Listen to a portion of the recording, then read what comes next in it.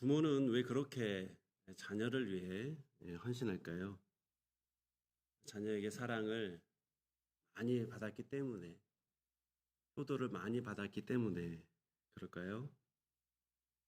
좀 냉정하게 생각해 보면 아이가 태어난 이후에 부모에게 그렇게 많이 해준 것은 사실 그렇게 많지는 않습니다. 언제 그 효도를 다 했을까 생각할 때 자녀의 효도는 사실 그 존재 자체가 효도라고 생각할 수 있습니다. 태어난 이후에 존재하는 그 시간이 부모에게는 기쁨의 시간이 되고 행복의 시간이 됩니다. 특히 사춘기 이전에 우리 자녀들을 한번 떠올려 보십시오. 말을 배우고 걸음을 배우고 부모를 따라하고 아빠 엄마 하는 그 순간 얼마나 행복한 시간입니까? 그 시간은 부모를 행복하게 하는 시간이면서 동시에 내가 부모구나 라는 부모의 정체성을 깨닫게 하는 시간이 됩니다. 그래서 저는 사실 낳은 정보다 기른 정이 더 크다고 생각합니다. 태어났을 때 제가 본 저의 딸은 아주 작은 핏덩이였습니다. 사실 어색했습니다. 그런데 시간을 보내면서 기저귀를 갈아주고 또 분유를 먹여주고 옷을 갈아입히고 밤에 안아주고 그리고 애가 점점 커 나가면서 걸음마를 하고 말을 익히는 것을 보면서 그 시간을 통해서 자녀와 부모의 관계가 깊어져 갔습니다. 그 아이는 더 이상 내 자녀라는 개념이 아니라 내 인생의 일부가 되고 내 기쁨이 되고 내 미래가 되고 내 존재의 의미가 됩니다. 그래서 많은 부모들이 그 무서운 책임감 가운데서 아이만은 좀 더 나은 세상을 살게 해주기 위해서 그렇게 집 밖에서 직장에서 애를 쓰고 있습니다. 부모는 자기 자녀를 위해서 이 세상 가운데 가장 헌신된 한 사람이 됩니다. 오늘 우리가 본 아브람에게도 아마 그런 시간이 있었을 것입니다. 75세에 하나님의 부르심을 받습니다.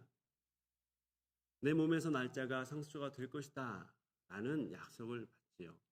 그러나 이 약속이 실현되는 데는 상당한 시간이 걸렸습니다. 기다리다가 너무 조급해져서 소위 말해서 당시의 방식을 통해서 아들을 얻습니다. 여종 하갈을 통해서 이스마엘을 얻습니다. 여러분, 이스마엘은 실수의 산물이었을까요? 그렇게 보는 것보다는 그도 하나님의 아들, 하나님께서 그에게 준 아브라함의 아들이라고 생각하는 것이 좋습니다. 왜냐하면 하나님께서 이스마엘의 인생을 또 책임져 주셨기 때문입니다. 이스마엘은 아브라함의 아들이었기 때문에 우리가 자녀를 안고 또 자녀와 교감하는 것처럼 그도 이스마엘을 안고 그의 자라는 그 순간, 첫 걸음을 하는 순간을 목격했을 것입니다. 그 시간 속에서 아브라함도 아버지가 되어 갑니다. 그리고 그 관계 속에서 정이 쌓여져 갑니다. 그러나 하나님의 언약은 이스마엘이 아니라 이삭을 통해서 이루어집니다. 그래서 90세에 사라에게서 기적처럼 태어난 그 이삭, 그의 이름은 웃음인데, 이름의 뜻은 웃음인데 그 이삭을 통해서 하나님의 약속은 이루어집니다. 25년을 기다린 그 약속의 결과물이 바로 이삭입니다. 여러 의심과 실패와 반복된 넘어진 끝에서 하나님께서 주신 은혜의 산물, 그가 바로 이삭입니다. 그런데 그 이삭이 아브라함의 약속의 계승자가 될 때, 그때 어떤 사람에게는 이스마엘이 그 계승을 하는 데 있어서 방해가 된다는 생각을 했기 때문에 결국 아브라함은 이스마엘을 집 밖으로 내쫓았습니다.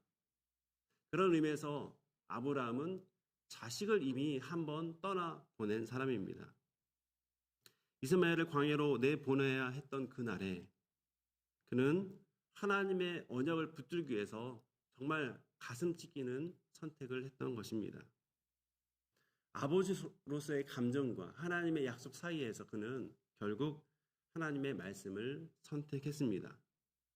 그 말씀의 결과물은 이삭을 통해서 하나님의 언약이 계속 이어지는 것입니다.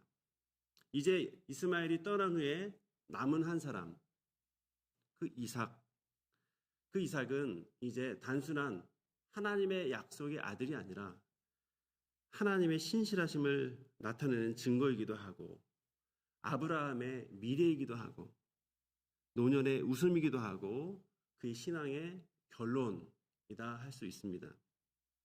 아브라함은 지금 이스마엘을 떠나 보냈지만 하나님께서 사라를 통해 주신 이 이삭을 통해서 매일 웃고 즐기면서 하나님은 거짓말하지 않으시는 신실하신 분이다라는 것을 확인하면서 살아가고 있었습니다. 그런데 오늘 본문 22장은 이렇게 시작합니다. 그 일 후에 하나님이 아브라함을 시험하시려고 그를 부르시되 아브라함아 하시니 그가 이르되 내가 여기 있나이다 라고 말씀하십니다. 그러면서 2절 내 사랑하는 아들 독자 이삭을 모리아 땅으로 가서 그 산에서 번제로 드리라 라고 말씀하고 있습니다. 이것은 단순히 자식을 바치라 라는 명령을 뛰어넘습니다. 아브라함에게 이것은 그의 미래를 바치라는 명령입니다. 그동안의 웃음을 반납하라는 명령입니다. 지금까지 신앙의 핵심 증거인 이삭을 내놓으라라는 명령이 됩니다. 그래서 하나님의 약속 자체를 번복하는 그런 명령처럼 들릴 수 있습니다. 그래서 우리는 이 하나님의 요구 속에서 묻게 되는 것입니다. 과연 아브라함은 어떤 결정을 할 것인가? 아브라함은 하나님의 약속의 결정체인 이삭을 붙들 것인가? 아니면 그 모든 약속을 주신 하나님을 붙들 것인가? 이것을 우리는 이 내용을 통해서 확인해 보게 되는 겁니다. 사실 우리도 살아가는 존재가 있습니다. 살아가는 어떤 것이 있습니다. 하나님보다 더 안전하게 느끼는 어떤 것이 있습니다. 그런데 하나님께서 때로는 우리를 시험하사 그것을 내놓으라고 내려놓으라고 그것을 멀리 보내라고 말씀하시는 그런 때가 있습니다. 그런데 이것이 아브라함이 경험하는 시험의 경험을 우리도 하게 되는 그런 상황이 되는 겁니다. 그리고 이를 통해서 우리 믿음이 더욱 선명하게 드러나게 되는 겁니다. 나는 하나님의 약속의 결과물을 믿고 있는지 아니면 약속을 주신 하나님을 믿고 있는지 우리는 확인하게 되는 겁니다. 아브라함은 모리아 산을 향하는데 우리는 이 산에서 아브라함이 보낸 믿음의 절정을 보게 되는데 그것이 무엇인지도 우리가 보게 되고 또 아브라함이 보인 이 하나님을 경외하는 것이 무엇인지 그리고 여호와 이레 하나님께서 친히 준비하신다는 것이 무슨 말인지 오늘 보게 될 것입니다. 그래서 오늘 핵심 단어 3가지 믿음의 절정 여호와를 경외 그리고 여호와 이레 이 3가지를 우리 한번 기억하고 말씀을 더 깊이 보도록 하겠습니다. 1절에서 8절은 이 믿음의 절정에 대한 부분입니다. 하나님께서 1절 통해서 아브라함에게 자식을 바치라 라고 하는 그런 의도 속에서 하나님이 어떤 마음을 가지고 있는지 1절은 말하고 있습니다. 바로 시험하려고 했다라고 하는 겁니다.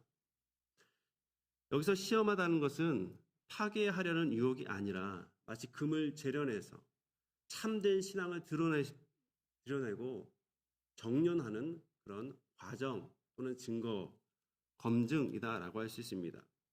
하나님께서는 우리의 믿음을 이 시험을 통해서 연단하십니다. 시험을 통과하지 않으면 살아있는 믿음, 순수한 믿음, 하나님을 기쁘게 하시는 믿음이다 인정받기 어렵습니다. 시험을 통과하지 않는 믿음은 그저 사람 안에 있는 생각 속에 있는 믿음, 관념적인 믿음, 소위 육적인 지식밖에 되지 않습니다. 반면 이 믿음이 시험을 통과할 때 우리는 현실 속에서 하나님을 기쁘시게 하는 예배자, 실제적인 하나님의 언약 백성의 모습을 나타나게 되는 겁니다. 하지만 이 하나님의 시험은, 그리고 시험하고자 아브라함에게 내린 명령은 너무나 충격적이고 너무나 가혹한 모습입니다. 2절에 보면 내 아들 내 사랑하는 독자 이삭을 데리고 모리아 땅으로 가서 제물로 드리라 라고 말하고 있습니다. 앞에 이 표현을 보면 강조된 표현이 있습니다. 내 아들, 아주 일반적인 표현으로 시작이 되지만 내가 사랑하는 아들, 그리고 독자, 이 언약의 그 유일성을 담보로 하고 있는 유일한 아들로서 이삭을 지금 부각시키고 있습니다. 그러면서 점층적으로 강조하고 있는 것입니다. 이삭은 아브라함 삶의 전부입니다. 아브라함의 정체성이고 의미이고 미래의 소망입니다. 그런데 이 아브라함에게 그 아들을 제물로 드리라라는 그런 시험을 주십니다. 왜 이런 시험을 주십니까? 하나님께서는 우리 믿음 속에서 하나님보다 더 사랑하는 것이 있는지를 스스로 알게끔 하시기 위해서, 그것을 알아서 하나님을 가장 최고의 사랑의 대상으로 그렇게 삼도록 믿도록 하기 위해서 이 시험을 주시는 겁니다. 아브라함이 요구받는 순종을 잘 보면 이것은 한 가지 더 중요한 문제가 있습니다. 이 순종이 어려운 것은 단지 사랑하는 아들 때문이기만은 아닙니다. 만약에 이 사랑하는 아들을 제물로 드리면 이삭을 통해서 이어질 하나님의 약속이 어떻게 될지 혼란스럽기 때문입니다. 하나님께서 창세기 12장부터 그 이후로 계속 끊임없이 반복하셨습니다. 내 몸에서 날 자가 내 상속자가 되리라 라고 말씀하셨습니다. 그러니까 당연히 이삭은 상속자로서 살아 있어야 됩니다. 아브라함의 대를 이어야 합니다. 그런데 그 아들을 번제로 드리라고 하니 하나님의 약속과 하나님의 명령이 서로 충돌하는 아주 다루기 힘든 내용이 되는 겁니다. 아브라함은 이 문제를 어떻게 해결합니까? 어떻게 분별합니까? 아브라함은 하나님과 하나님의 약속을 구별합니다. 하나님을 오로지 믿는 것과 하나님의 약속의 대상을, 약속의 내용을 구별해서 하나님께 나아가고 있는 것입니다. 우리는 하나님의 약속을 믿고 하나님을 믿습니다. 그러나 때로 하나님의 약속과 현재 주시는 이 명령이 서로 충돌할 때 우리는 약속의 내용과 약속을 주시는 하나님을 구별해야 됩니다. 그리고 무엇을 선택해야 될까요? 하나님, 약속을 주시는 하나님을 선택해야 하는 겁니다. 왜냐하면 약속된 결과는 하나님이 주시는 결과이기 때문입니다. 아브라함은 지금 이 명령을 받은 이 순간 순종을 하는데 약속하신 하나님을 믿었기 때문에, 그 내용을 넘어서 약속하신 하나님 자체를 믿었기 때문에 지금 믿음으로 순종하고 있습니다. 그래서 아브라함의 반응이 좀 이해가 되면서도 인간적으로 볼 때는 어떻게 이럴 수 있을까라는 반응을 우리는 나타낼 수 있습니다. 그것이 3절입니다. 우리 한번 3절 듣도록 하겠습니다. 아브라함이 아침에 일찍이 일어나 나귀의 안장을 지우고 두 종과 그의 아들 이삭을 데리고 번제에 쓸 나무를 쪼개어 가지고 떠나 하나님이 자기에게 일러 주신 곳으로 가더니, 하나님께서 자신의 아들을 제물로 바치라고 했는데 이에 대한 어떤 질문도, 어떤 항의도, 어떤 따짐도 없습니다. 심지어 모리아산으로 가기 위해서 아침 일찍부터 종들을 불러서 제사 드릴 것들을 준비하고 있습니다. 모리아 산으로 출발을 지체시키지도 않는 그런 모습을 봅니다. 여러분, 아브라함은 하나님의 공의를 생각하면서 소돔과 고모라 지역에 하나님의 심판이 임할 때 그곳에 의인이 몇 명이 있는데 그 의인마저 멸망시키려 하십니까? 라고 하면서 하나님께 적극적으로 중보 기도했던 사람입니다. 담대하게 중보 기도했던 사람이 지금 이 순간만은 이 아들을 제물로 바치라는 이 순간에 가만히 있는 것을 보게 됩니다. 답답할 만큼 순종으로 일관하는 그런 아브라함의 모습을 보게 됩니다. 4절에 보면 3일간의 여정이라는 것을 알 수 있습니다. 충분히 생각할 수 있는 시간, 다시 한번 하나님께 여쭙까 반복할까 이렇게 할 수 있는 그런 시간이지만 아브라함은 하나님께서 일러주신 모리아 산을 향해서 계속 걸어가고 있습니다. 5절 보면 이제 종들에게 이렇게 말합니다. 이에 아브라함이 종들에게 이르되 너희는 나귀와 함께 여기서 기다리라. 내가 아이와 함께 저기 가서 예배하고 우리가 너희에게로 돌아오리라 하고. 여러분 잘 관찰해 보면 종들에게 미래에 대해서 잠깐 얘기하는데 뭐라고 얘기합니까? 우리가 돌아온다. 우리가 함께 돌아오겠다라고 하는 말을 합니다. 이것은 아브라함이 종들에게 하는 믿음의 고백인 것입니다. 사실 하나님의 명령대로 순종하면 이삭은 돌아올 수 없지만 지금 아브라함은 함께 이삭과 함께 돌아오겠다라고 말을 하고 있습니다. 도대체 어떤 생각으로 이런 말을 종들에게 할 수 있었을까요? 자, 6절 7절에 보면 이제 아브라함이 번제 나무를 가져다가 그 아들 이삭의 지옥을 하기는 불과 칼과 손을 들고 함께 갑니다. 그때 이삭이 정말 궁금한 것을 묻습니다. 아버지, 지금 불과 나무는 있는데 하나님께 드릴 제물은 어디 있습니까? 라고 묻습니다. 여러분, 자식을 제물로 바쳐야 될 이 순간에 아들이 이런 질문을 할 때 그런 마음이 어떻겠습니까? 그 안에 어떤 두려움도 있고 또 불안도 있고 아들을 사랑하는 마음도 있고 참 복잡한 감정이 아마 솟구쳤을 것입니다. 여러분에게 만약에 여러분의 자녀가 이런 질문을 한다면 여러분 뭐라고 대답하시겠습니까? 8절 아브라함의 질문에 대한 답을 한번 봅시다. 아브라함이 이르되 내 아들아 번제할 어린 양은 하나님이 자기를 위하여 친히 준비하시리라. 이렇게 말씀하십니다. 얼마나 놀라운 대답입니까? 그 순간 하나님께서 아브라함에게 지혜를 주셔서 한 대답. 하나님께서 친히 준비하실 것이다 라고 말씀하고 있습니다. 아브라함은 종들에게 함께 돌아오겠다라고 말했는데 지금 정작 아들이 물을 때는 하나님께서 친히 준비하시리라 라고 말을 하고 있습니다. 아브라함은 어떤 믿음이 있었기 때문에 종들에게는 다시 돌아오겠고 또 아들에게는 하나님께서 친히 준비하실 것이다 라고 말할 수 있었을까요? 이제 그 다음 이 9절 이하의 그 믿음의 비밀을 우리는 보게 됩니다. 9절 보면 참 안타까운 정말 죽음 위기에 앞둔 이삭의 모습을 볼 수 있습니다.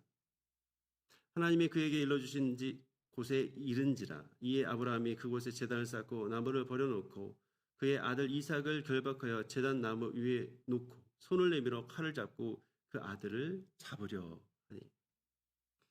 손을 내밀고 칼을 잡고 그 아들을 마치 어린 양 그 잼을 잡듯이 잡으려고 하는 그 찰나에 11절 여호와의 사자가 하늘로부터 아브라함아 아브라함아 이렇게 아주 급하게 그리고 친밀하게 아브라함을 부르십니다. 그리고 12절 천사가 외칩니다. 그 아이에게 내 손을 대지 말라. 그에게 아무 일도 하지 말라.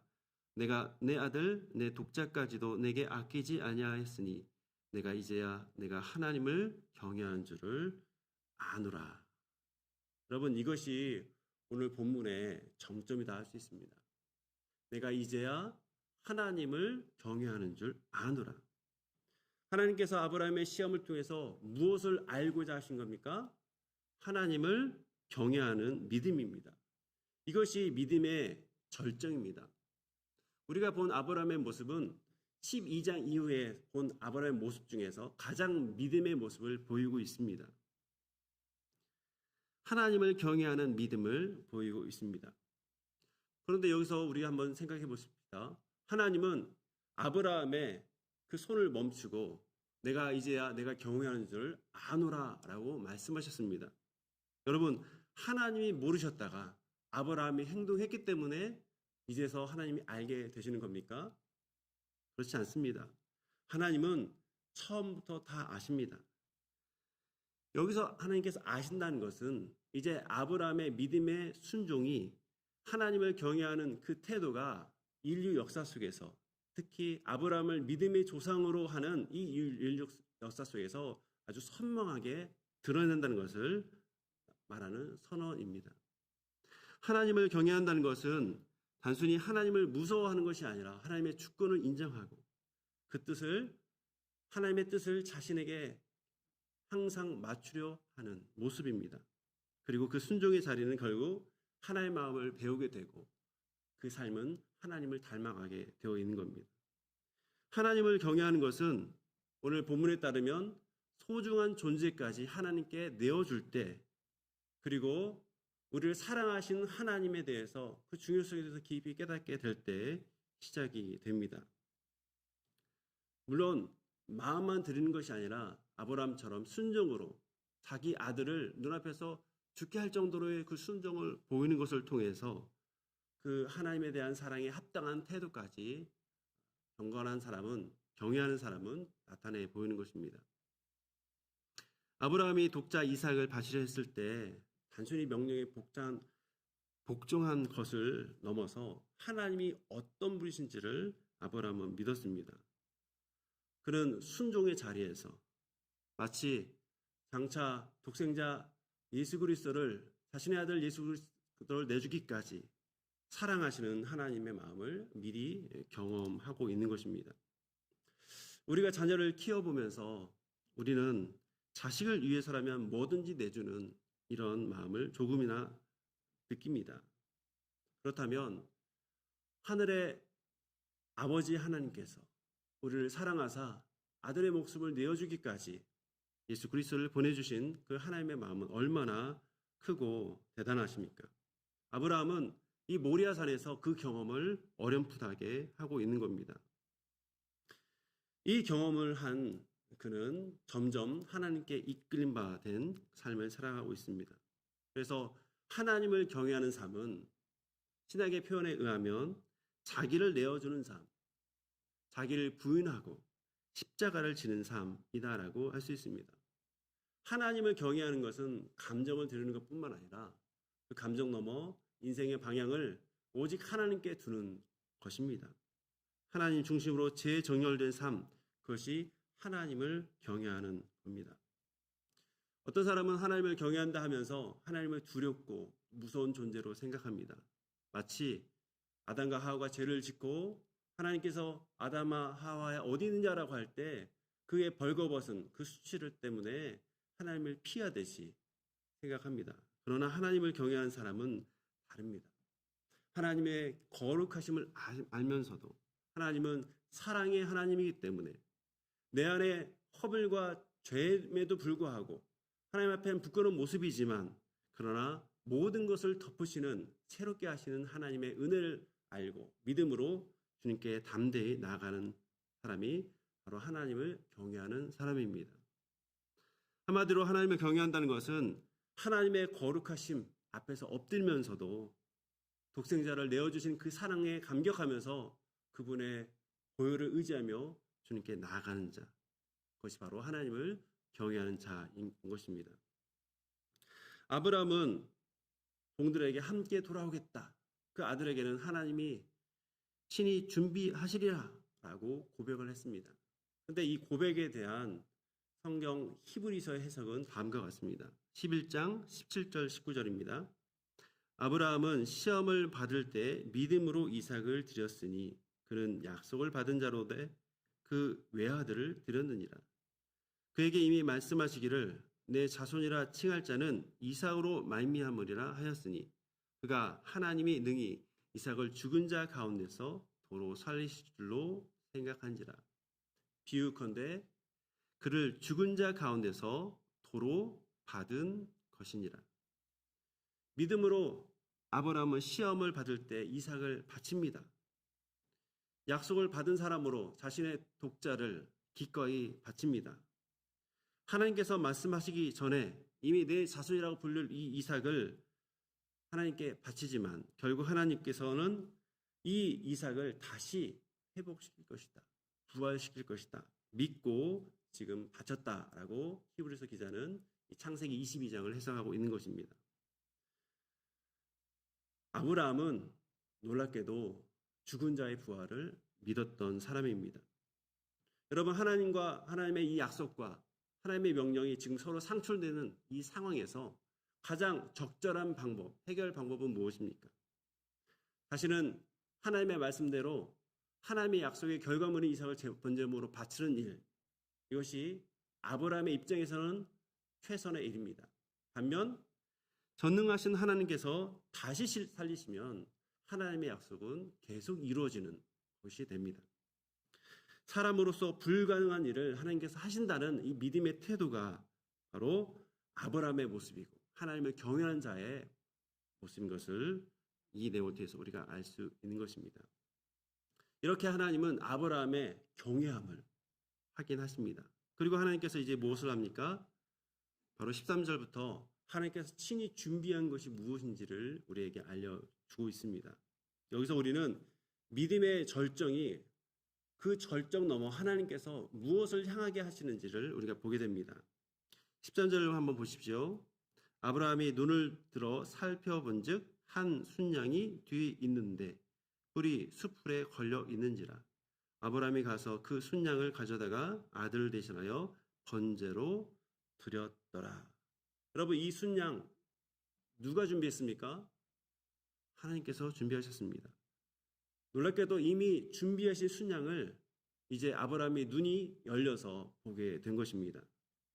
8절에서 아브라함이 자신의 아들에게 말했습니다. 하나님께서 미리 준비하시리라. 이제 이것이 13절에서 현실이 되는 것을 우리는 보게 되는 겁니다. 여러분, 여기서 대속의 원리를 기억하는 것은 아주 복음적인 그런 중요한 내용입니다. 하나님께서 순양을 이삭을 대신하여 희생 제물로 삼으신 것, 이것이 대속의 원리다라고 하는 겁니다. 이 대속의 원리를 통해서 하나님은 이삭이 죽지 않고 그 순양이 번제물 되어 하나님께 예배되는 그 일이 성취됩니다. 하나님은 어린 양을 받으시면서 동시에 이삭을 받으신 겁니다. 그리고 이삭은 마치 죽은 자 같은 존재였지만 그러나 다시 산자가 되어서 하나님의 언약을 계승하는 자가 되는 겁니다. 14절에 보면 아브라함이 그 땅 이름을 짓습니다. 그 땅의 이름은 여호와 이레입니다. 그리고 많은 사람들이 이 여호와 이레라는 이 땅의 이름을 기억하게 만듭니다. 여호와 이레는 히브리어로 야훼 이르예라는 말입니다. 직역하면 하나님께서 보신다. 하나님께서 보신다라는 말이 야훼 이르예라는 뜻입니다. 그런데 이것이 하나님이 보시면 그 모든 것을 다 보시기 때문에 하나님의 백성들을 위해서는 준비한다, 예비한다라는 의미가 됩니다. 그래서 여호와 이레는 하나님이 당신의 백성을 보고 계심이 곧 하나님께서 당신의 백성을 위해서 준비하신다라는 해석이 되는 겁니다. 믿음의 절정에 이르는 이 믿음이 바로 여호와 이레입니다. 하나님께서 모든 상황을 보신다. 하나님께서 모든 상황을 준비하신다. 당신의 백성들에게 주권적으로 역사하신다라는 이 믿음이 바로 여호와 이레라는 말에 담긴 아브라함의 믿음이고 우리가 배워야 될 믿음입니다. 아브라함은 이 모리아 사건을 통해서 그 나중에 나타날 후손들에게 믿음의 조상으로 우뚝 서게 됩니다. 그리고 이 믿음은 이후 이스라엘 민족 가운데서 계속 반복해서 드러납니다. 그 대표적인 장면이 다니엘서에 있습니다. 여러분, 다니엘서에 보면 느부갓네살 왕이 자신 신상을 높이 세우고 그 땅에 있는 모든 제국의 사람들에게 절하게 합니다. 만약에 절하지 않으면 풀물불에 넣어서 죽게 할 것이다 라는 아주 무시무시한 그런 칙령을 내립니다. 그런데 다니엘의 새 친구는 그 자리에서 이렇게 고백을 합니다. 우리가 섬기는 하나님이 계시다면 우리를 맹렬히 타는 풀물불 가운데서 능히 건져내시겠고 왕의 손에서도 건져내시리라.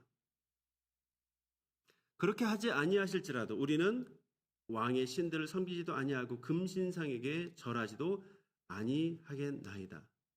여러분, 능히 건져내신다. 하나님이 지켜보신다.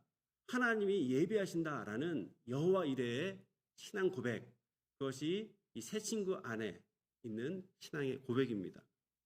하나님은 능력의 하나님이시기 때문에 언제든지 개입하실 분이다라고 하는 아주 분명한 믿음을 가지고 있습니다. 그런데 또 다른 이들의 믿음은 그리 아니하실지라도라는 믿음입니다. 이 말은 뭐냐면 하나님께서 우리에게 무언가를 준비하지 않으셨더라도 믿는 믿음입니다. 아까 말씀드린 것처럼 하나님의 약속의 결과를 보지 않고 하나님을 보는 믿음, 그것이 이 새 친구 안에 볼 수 있는 믿음인 겁니다. 하나님이 반드시 내가 기대하는 방식으로 나를 위해서 일하지 않더라도 나는 하나님을 경외하겠다는 고백, 이것이 다니엘의 새 친구 안에 나타난 믿음인 것입니다. 여러분, 아브라함도 마찬가지입니다. 사실 그의 아들에게 하나님이 친히 준비하실 것이야 라고 말하지만 과연 구체적으로 어떤 방식일지 그는 알지 못했습니다. 순양을 예비하실지 아니면 죽었다가 다시 살아나는 부활일지 또 다른 길이 있을지 그는 전혀 알지 못했습니다. 다만 하나님은 신실하시다. 하나님은 신실하시다라는 이 사실만, 이 믿음만 붙들었습니다. 그리고 아브라함의 신앙은 그 한 사람의 신앙으로 끝나지 않습니다. 앞에서 말씀드린 것처럼 이스라엘 역사 가운데 참된 믿음의 표징이 되고 다니엘의 새 친구와 같은 뛰어난 신앙의 고백으로 그리고 순종으로 이어지는 모습으로 나타나게 되는 겁니다. 하나님을 수단으로 삼지 않는 믿음, 하나님을 조건으로 삼지 않는 믿음, 하나님을 조건으로 사랑하지 않는 믿음, 결과보다 하나님 그 본인을, 하나님 그분을 붙드는 믿음, 이것이 바로 여호와 이레의 믿은 것입니다. 이제 본문의 초점이 15절 이하에 전환됩니다. 바로 언약의 확증 사건입니다. 15절, 16절 한번 같이 읽겠습니다. 여호와의 사자가 하늘에서부터 두 번째 아브라함을 불러 이르시되 여호와께서 이르시기를 내가 나를 가리켜 맹세하노니 내가 이같이 행하여 내 아들 내 독자도 아끼지 아니하였은즉. 여러분, 이전에도 하나님은 약속하셨습니다. 약속하시고 표징도 세우셨습니다. 할례와 같은 표징을 세우셨죠. 그런데 오늘 본문 16절에 보면 독특하게 하나님이 스스로 내가 나를 가리켜 맹세한다 라고 처음으로 말씀하십니다. 이것은 모리아산에서 아브라함에게 순양을 공급하는 것을 끝내는 것이 아니라 아브라함이 독자를 아끼지 아니한 그 자리에서 하나님의 자신을 아끼지 아니하는 그런 모습을 선언하시는 모습입니다. 하나님은 맹세하시되 자신보다 더 큰 이가 없기 때문에 두세 사람의 증언을 데리고 맹세할 필요가 없습니다. 하나님은 자신을 걸고 맹세하고 있습니다. 하나님이 맹세하시니 이것은 절대적인 언약을 보장하는 것입니다. 그리고 17절, 18절이 그 내용입니다. 우리 같이 읽겠습니다. 내가 내게 큰 복을 주고 내 씨가 크게 번성하여 하늘의 별과 같고 바닷가의 모래와 같게 하리니 내 씨가 그 대적의 성문을 차지하리라. 또 내 씨로 말미암아 천하 만민이 복을 받으리니 이는 내가 나의 말을 준행하였음이라 하셨다 하니라. 오늘 본문에 보면 네가 나의 말을 준행했기 때문에 라는 아브라함의 순종이 하나님의 복의 확증의 근거로 제시된 것처럼 보입니다. 그런데 우리는 앞에서 지금까지 봤습니다. 아브라함의 순종이 근거가 아니라 하나님께서 준비하신 것, 하나님께서 준비하신 것, 하나님께서 함께 하시는 것이 바로 이 복의 근거가 된다라고 하는 겁니다. 아브라함이 잘해서 이 언약이 유지되는 것이 아니라 하나님이 자신을 걸고 약속하셨기 때문에 이 약속은 앞으로 계속 유지되는 겁니다. 이것은 우리의 구원의 원리와도 마찬가지입니다. 우리는 잘해서 우리의 구원이 유지되는 것이 아니라 하나님께서 자신을 걸고 약속하셨기 때문에 우리의 구원은 안전한 구원이 되는 겁니다. 19절 한번 보십시다. 이에 아브라함이 그의 종들에게 돌아가서 함께 떠나 불세바에 이르니 거기 거주하였더라. 이렇게 여정을 끝냅니다. 확증된 언약과 함께 그는 다시 브엘세바로 돌아오게 됩니다. 이 과정을 통해서 아브라함은 여호와 이레를 경험하게 됩니다. 하나님의 맹세를 받은 자가 됩니다. 심지어 하나님께는 여호와를 경외하는 자라는 인정을 받고 다시 일상을 살아가게 됩니다. 사랑하는 성도 여러분, 약속으로 받은 아들 그 이삭을 번제로 드리라고 하는 하나님의 명령, 하나님께서 이미 주신 언약과 충돌하는 명령입니다. 이 시점에 아브라함은 무엇을 선택했습니까? 아브라함은 약속의 내용보다 약속에 신실하신 하나님을 선택했습니다. 그리고 하나님을 선택한, 하나님을 믿은 아브라함에게 하나님께서 주신 것은 너는 나를 경외하는 자다 라고 하는 인정입니다. 오늘 우리가 이 본문을 살펴보면 차원 높은 순종을 보는 아브라함의 믿음을 보게 됩니다. 그래서 22장은 아브라함의 인생의 믿음의 클라이막스, 믿음의 절정, 하나님을 경외하는 믿음을 잘 볼 수 있는 내용입니다. 하나님은 믿음의 절정을 경험할 수 있도록 시험을 주시는 것을 보게 됩니다. 그 시험은 우리에게도 해당됩니다. 아브라함처럼 우리 삶의 전부라고 할 수 있는 것, 가장 사랑하는 것, 가족, 재물, 명예, 자존심, 심지어는 자기 생명이 될 수도 있습니다. 하나님은 우리가 가장 사랑한 것을 하나님께 드리라고 요구하십니다. 때로는 그것을 우리 마음속에서 가장 무가치한 것이다 라고 인정할 수 있도록 우리를 강제합니다.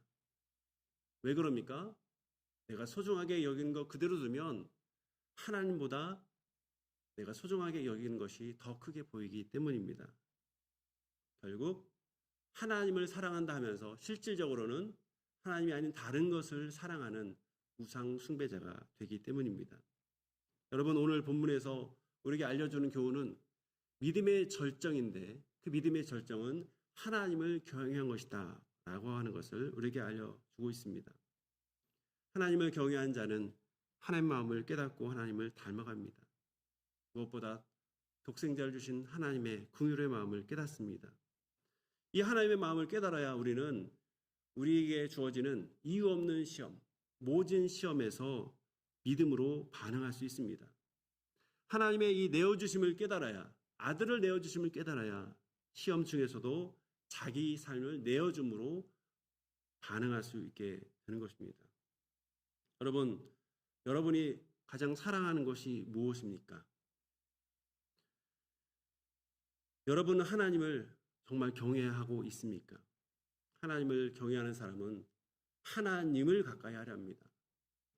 하나님을 가까이 하기 위해서 우리에게 주신 은혜의 수단인 말씀을 가까이 합니다. 기도를 하기를 힘씁니다. 말씀과 기도는 하나님의 마음을 알 수 있도록 우리에게 주신 귀한 것인데 이것을 통해서 하나님은 우리에게 하나님의 마음을 이해하고 하나님의 마음으로 시험을 견뎌낼 수 있는 하나님을 경외하는 자로 우리를 계속 세워가시는 것입니다. 오늘 본문은 겉으로 보면 아브라함의 믿음의 이야기만으로 보이지만 그래서 나를 통해서 우리 자녀가 믿음의 삶을 살아갈 수 있도록 나는 좀 더 잘 믿음을 삶을 살아야겠다. 믿음에게 자녀에게 믿음의 본을 보이겠다라고 결심하기도 합니다. 하지만 더 깊이 들어가면 이 이야기는 아브라함의 믿음의 위대함을 나타내는 것을 넘어서 여호와 이레의 하나님을 드러내는 사건입니다. 아브라함의 믿음은 원인이 아니라 결과입니다. 그의 순종은 출발이라 아니라 하나님께서 보여주신 그 하나님의 마음에 대한 믿음의 반응인 것입니다. 아브라함의 독자를 드리려 했을 때 하나님은 순양을 준비하셨고 칼을 들었을 때 언약을 맹세로 확증하셨습니다. 결국 모리아산에서 드러나는 것은 하나님 앞에서 인간의 헌신이 아니라 하나님의 예비하심, 하나님의 준비하심, 여호와 이레의 하나님입니다. 이 여호와 이레의 하나님 때문에 이삭은 죽을 자리에서 살아 돌아오게 됩니다. 시간이 아주 오래 흐릅니다. 그 모리아산에 솔로몬은 성전을 세웁니다. 그 성전은 하나님을 예배하는 성전입니다. 그런데 참된 성전이신 예수께서 이곳에 우리 가운데 오십니다. 이삭을 대신한 순양처럼 우리를 대신한 하나님의 어린 양으로서 독생자로서 그리스도께서 십자가에 달리십니다. 모리아에서 이삭이 살아서 내려왔지만 그러나 주님은 갈보리에서 돌아가셨습니다. 반면 우리는 그곳에서 다시 살아나게 됩니다. 우리가 받아야 할 그 죽음의 칼날을 우리 주님께서 대신 받으셨습니다. 우리가 감당해야 될 죽음 예수께서 대신 감당하십니다. 하나님의 큰 관점에서 볼 때 이것이 여호와 이레입니다. 하나님께서 미리 준비하신 여호와 이레, 그것은 예수님을 통해서 우리에게 알려지게 되는 겁니다. 이 하나님의 마음을 아는 사람은 예수님을 나의 주, 나의 생명의 주, 나의 구원자로 고백하고 나에게 고난 주는 것도 하나님의 영광을 위해서 나의 믿음을 단련시키는 것으로 기쁘게 받아들입니다. 우리는 삶의 자리를 고난으로, 기쁨으로, 슬픔으로 살아갈 수 있습니다. 그러나 오늘 말씀의 핵심, 여호와께서 보고 계신다, 여호와께서 준비하신다, 이 여호와 이레의 삶이 우리에게 시작되는 것을 기억하면서 때로는 침묵으로 하나님께 순종하고 때로는 기도로 하나님께 나아가고 때로는 순종으로 하나님께 영광 올려드리는 복된 삶을 살아가시기를 바랍니다. 오늘 말씀을 생각하면서 한번 기도하겠습니다. 하나님, 제가 하나님을 경외하는 믿음으로 살아가게 하여 주옵소서. 믿음의 절정을 보인 그 아브라함의 믿음이 나의 믿음이 될 수 있도록 약속의 결과를 보는 것이 아니라 약속의 주체이신 하나님을 바라보는 참 신실한 믿음을 가질 수 있도록 주여 오늘 또 은혜 베풀어 달라고 우리 한번 주여 하고 기도하도록 하겠습니다. 주여, 하나님 아버지, 시간에 기도합니다. 하나님 아버지, 아브라함의 인생을 통해서 믿음의 여정을 보게 하심을 감사합니다. 하나님께서 먼저 나타나시고 먼저 부르셔서 하나님의 언약이 얼마나 확실한지 확고한지 신실한지를 우리에게 나타내 보여주셨습니다. 주님, 이제 우리가 이 아브라함의 믿음의 절정을 받습니다. 그리고 하나님께서 그의 믿음에 대해서 너는 하나님을 경외하는 자다라고 하는 인정하시는 장면을 봤습니다. 그리고 이것이 귀감이 되어서 아브라함을 믿음의 조상으로 따르는 모든 사람들에게 여전히 우리도 하나님을 향해서 우리의 하나님을 수단이 아닌 하나님을 목적으로 대하는 귀한 믿음을 갖게 하셨습니다. 그리고 아브라함의 믿음이 그 이후에 이 세대를 통해서 또다시 그 위대한 믿음으로 나타나는 것을 보게 됩니다. 주님, 바라기는 우리가 하나님을 경외하는 자 되게 하여 주옵소서. 우리 안에 하나님을 향해서 정말 사랑한다고, 다른 어떤 조건이 아니라 오직 하나님을 사랑한다고, 하나님의 마음을 알아서 사랑한다라고 고백할 수 있는 그 절절한 주님을 향한 사랑 고백이 나타나게 하시고, 주님을 사랑하는 것처럼 또 이 땅의 사람들을, 교회를 사랑하는 자로 살아갈 수 있도록 도와주옵소서.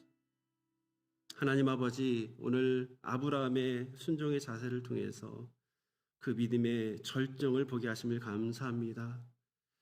하나님, 하나님의 말씀은 전혀 모순되지 않음을 오늘 이 내용을 통해서 보게 됩니다.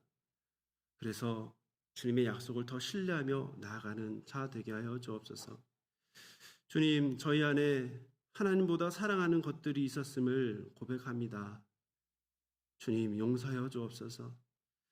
하나님의 말씀 앞에, 이 말씀 앞에 우리가 정직하게 반응하여서 회개할 것은 회개하게 하시고 다시금 믿음으로 바라봐야 될 참된 대상인 우리 주님을 믿고 나아갈 수 있는 주님의 사람 될 수 있도록 도와주옵소서. 주님, 믿음이 머릿속에만 정말 관념화된 믿음이 되지 않도록 우리 삶 가운데 체험화된 믿음이 될 수 있도록 주님의 마음을 우리의 마음 가운데 정말 가득 부어 주옵소서. 여호와 이레, 주님께서 우리의 삶 가운데 준비하신다는 귀한 믿음 가운데 믿음의 조상의 뒤를 따라가는 복된 삶을 살아갈 수 있도록 하여 주옵소서. 예수님의 이름으로 기도합나이다.